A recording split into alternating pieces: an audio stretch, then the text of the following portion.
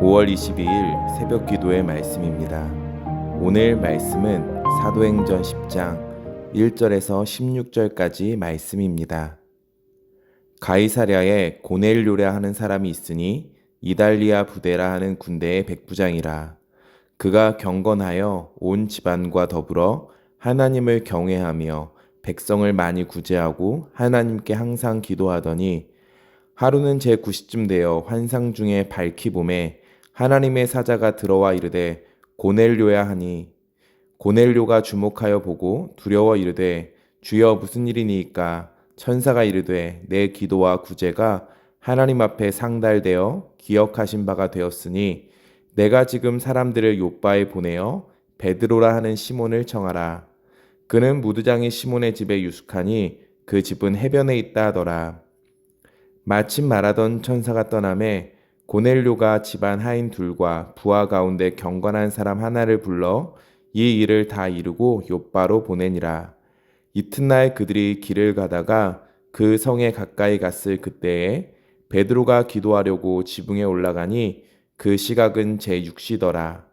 그가 시장하여 먹고자 하매 사람들이 준비할 때에 황홀한 중에 하늘이 열리며 한 그릇이 내려오는 것을 보니 큰 보자기 같고 내 귀를 메어 땅에 들이웠더라.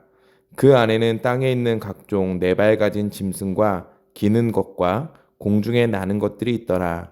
또 소리가 있으되 베드로야 일어나 잡아먹으라 하거늘 베드로가 이르되 주여 그럴 수 없나이다. 속되고 깨끗하지 아니한 것을 내가 결코 먹지 아니하였나이다 한데 또 두 번째 소리가 있으되 하나님께서 깨끗하게 하신 것을 내가 속되다 하지 말라 하더라. 이런 일이 3번 있은 후 그 그릇이 곧 하늘로 올려져 가니라. 아멘. 사도행전 10장은 성경의 중요한 전환점 중의 하나입니다. 사도행전을 통해 이제는 교회의 시대로 변화되었음을 볼 수 있습니다. 성령을 받은 사람들이 이제는 움직이는 교회로 살아가야 합니다. 하나님의 명령대로 이제는 이스라엘을 넘어 사마리아와 땅끝까지 이르러 복음을 확장시켜야 하는데요. 이 복음이 유대인의 정체성으로 자라난 그들에게 한계성을 가지고 있습니다.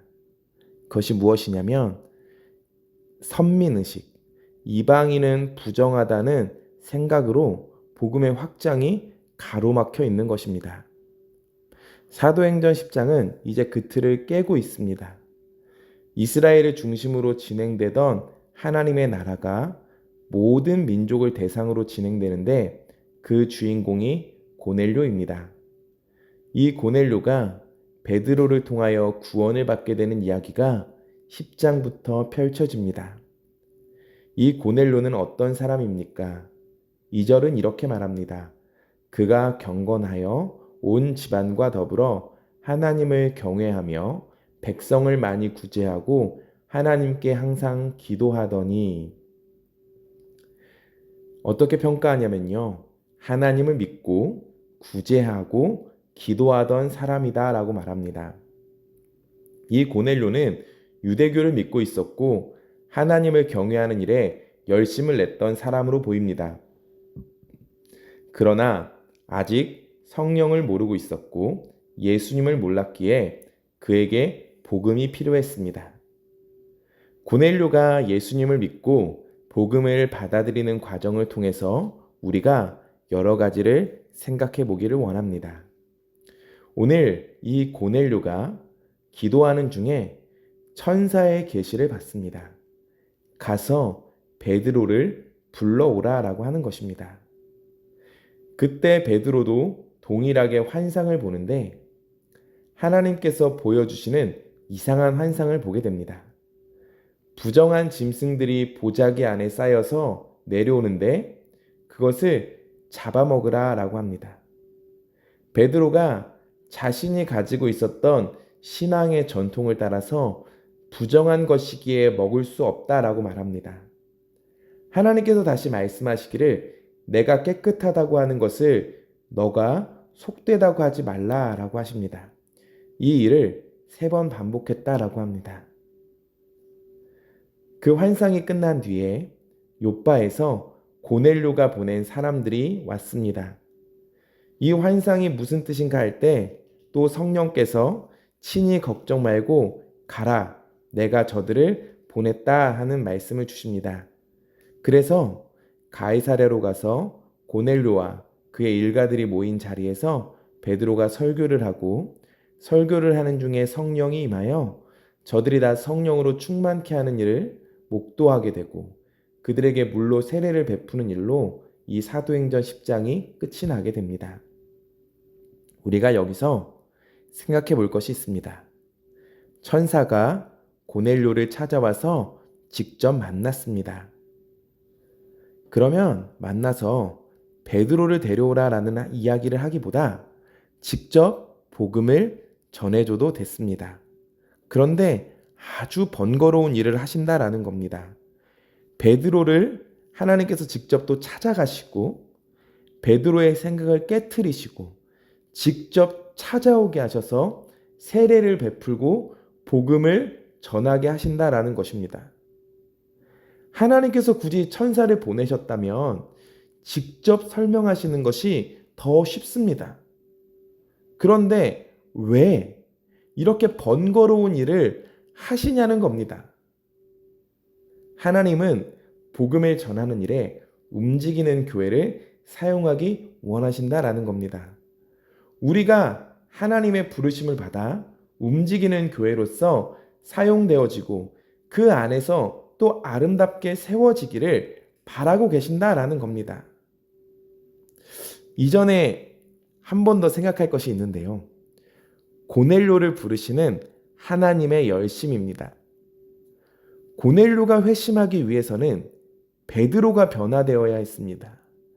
베드로가 자신의 유대교 전통, 그 이방인을 꺼려하는 그 생각이 깨어져야 복음을 전해줄 수 있었습니다.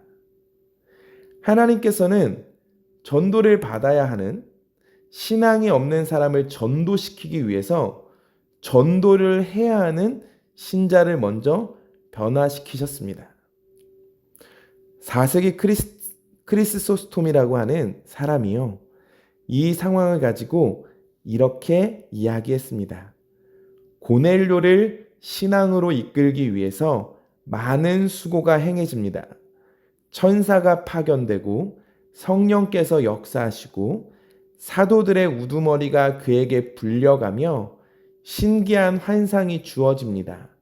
한마디로 모든 것이 마련됩니다. 그렇게 많은 백부장과 천부장과 임금들이 있었으나 아무도 이 사람이 얻은 것은 얻지 못했습니다. 고넬료 한 사람을 하나님께서 찾으시고 부르시기 위해서 이렇게 많은 일을 하셨다라는 것입니다. 우리의 삶도 보십시오.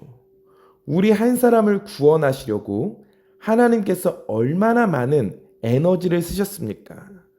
우리 자신을 볼 때 참 구원받을 자격 없는 모습 아닙니까?